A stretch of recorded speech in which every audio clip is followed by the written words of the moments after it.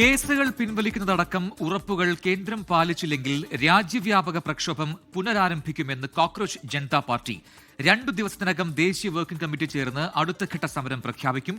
ഡൽഹിയിലെ പോലീസ് നടപടി ന്യായീകരിച്ച മന്ത്രി കിരൺ റിജിജുവിനെതിരെ രാഹുൽ ഗാന്ധി അടക്കം രംഗത്തുവന്നു. പോലീസ് അതിക്രമം അന്വേഷിക്കാൻ സുപ്രീം കോടതി ഉന്നതതല സമിതിയെ രൂപീകരിക്കും.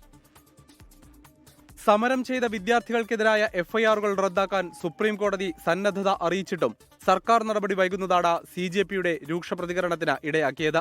കേന്ദ്രം വിദ്യാർത്ഥികളെ വഞ്ചിക്കുന്നു, മന്ത്രിമാരുടെ ഉറപ്പ് ലംഘിക്കപ്പെട്ടു, സംയമനം കീഴടങ്ങലായി തെറ്റിദ്ധരിക്കരുതെന്നും ദൗർബല്യമായി വ്യാഖ്യാനിക്കരുതെന്നും CJPയുടെ മുന്നറിയിപ്പ്. मुझे लग रहा है सरकार एक बहुत बड़ी एक कॉन्स्पिरेसी रच रही है, फिर से युवाओं के साथ, जेनजी के साथ एक बड़ा विश्वासघात कर रही है.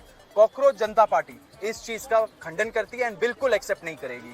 हम लोग अगर सरकार का मंशा, हमें यही लगता है नेक्स्ट 1 से 2 दिन के अंदर अगर उनका मंशा ये बदला नहीं, अगर वो अपना तरीका सुधार नहीं लेते, जो उन्होंने जुलाई 25 को कमिटमेंट दिया था पूरे देश भर के सामने युवाओं को, अगर वो उसका अमल नहीं करते.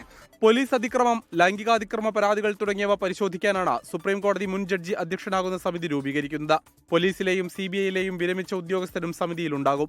പ്രതിഷേധത്തിൽ ആർക്കും ഗുരുതര പരിക്കില്ലെന്നും കോൺഗ്രസ് കാലത്തായിരുന്നെങ്കിൽ വെടിയേറ്റ് ആയിരങ്ങൾ മരിച്ചേനെന്നുമായിരുന്നു കിരൺ റിജിജുവിന്റെ വിവാദ പരാമർശം. ആദ്യം കുട്ടികൾക്ക് നേരെ ലാത്തിചാർജ് നടത്തുക, പിന്നീട് ഒന്നും സംഭവിച്ചില്ലെന്ന് വരുത്തി തീർക്കുക എന്നതാണ് കേന്ദ്രത്തിന്റെ രീതിയെന്ന് രാഹുൽ ഗാന്ധി വിമർശിച്ചു. അതിനിടെ UGC നെറ്റ് പരീക്ഷയിലെ ഗുരുതര വീഴ്ചകൾ മുൻകൂട്ടി അറിഞ്ഞിട്ടും NTA മനഃപൂർവ്വം മറച്ചുവെച്ചു എന്ന ആരോപണം ശക്തമാവുകയാണ്. ജന്തർ മന്ദറിലെ CJP സമരത്തെ ഭയന്നാണ് NTAയുടെ നടപടിയെന്നാണ് കണ്ടെത്തൽ. 24 ഡൽഹി.